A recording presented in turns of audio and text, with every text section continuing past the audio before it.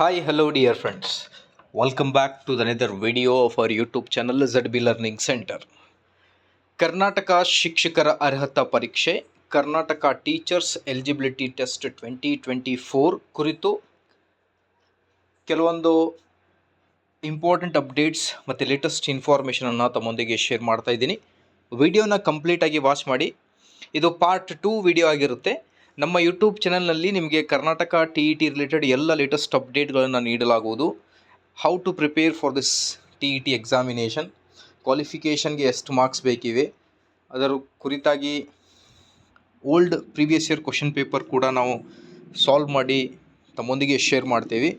ಅದರ ಜೊತೆಗೆ ಎಲ್ಲ ಲೇಟೆಸ್ಟ್ ಅಪ್ಡೇಟ್ಗಳನ್ನು ತಮ್ಮೊಂದಿಗೆ ನಾನು ಶೇರ್ ಮಾಡ್ತಾ ಹೋಗ್ತೀನಿ. Till then please like, share and subscribe. ಇಂದಿನ ಈ ಒಂದು ವಿಡಿಯೋದಲ್ಲಿ ಪೇಪರ್ 1 ತಮ್ಗೆ ಗೊತ್ತಿರಲಿ, 1 to 5th PST primary school teacher ಪೋಸ್ಟ್ಗೆ ಅಪ್ಲೈ ಮಾಡೋಕ್ಕೆ ಪೇಪರ್ 1 ಕ್ವಾಲಿಫೈ ಆಗಬೇಕಾಗುತ್ತೆ. ಪೇಪರ್ 2 ನೀವು ಕ್ವಾಲಿಫೈ ಆದರೆ GPSTR graduate primary school teachers ರಿಕ್ರೂಟ್ಮೆಂಟ್ಗೆ ಎಲಿಜಿಬಲ್ ಆಗ್ತೀರಾ. ಇದರಲ್ಲಿ ಮಿನಿಮಮ್ ಮಾರ್ಕ್ಸ್ 83 ಮಾರ್ಕ್ಸ್ ಆಗಿರುತ್ತೆ SC/ST ಮತ್ತು ಕ್ಯಾಟಗರಿ 1 ಸ್ಟೂಡೆಂಟ್ಸ್ಗೆ.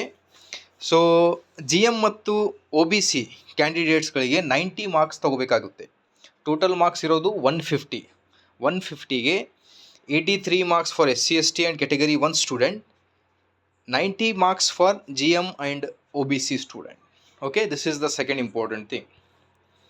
ನೆಕ್ಸ್ಟ್, ಎಕ್ಸಾಮಿನೇಷನನ್ನು ಕ್ವಾಲಿಫೈ ಮಾಡೋದು ನಿಮ್ಮ ಫಸ್ಟ್ ಟಾರ್ಗೆಟ್ ಆಗಿರಬೇಕು. Okay, you should target that to qualify the TET examination.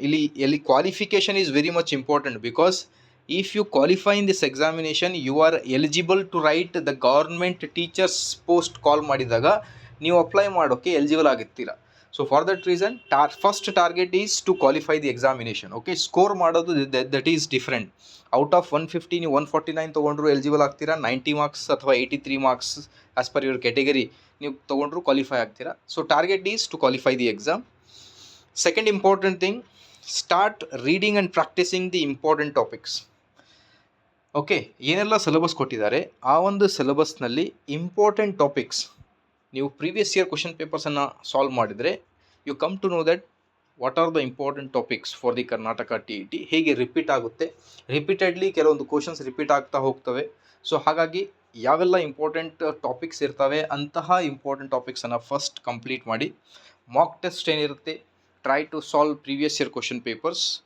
And ಎಕ್ಸಾಮಿನೇಷನ್ನಲ್ಲಿ ಲ್ಯಾಂಗ್ವೇಜ್ ಪೇಪರ್ಸನ್ನು ಮೊದಲು ಸಾಲ್ವ್ ಮಾಡಿ, ಪೇಪರ್ 1 ಮತ್ತು ಪೇಪರ್ 2, ಬಿಕಾಸ್ ಟಫ್ ಆಗಿರೋ ಪೇಪರ್ ನೀವು ಸಾಲ್ವ್ ಮಾಡಿದರೆ it will consume lot of time. Okay, so for that reason go with the easy way.